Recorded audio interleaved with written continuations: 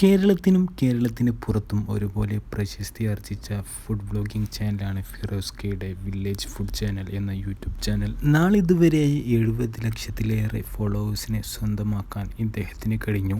ഇപ്പോൾ ഇതാ ഫിറോസ് ക നിർമ്മിക്കുന്ന പുതിയ വീടിൻ്റെ ചിത്രങ്ങളും വീഡിയോകളുമാണ് ഇപ്പോൾ സോഷ്യൽ മീഡിയയിൽ പങ്കുവച്ചിരിക്കുന്നത്.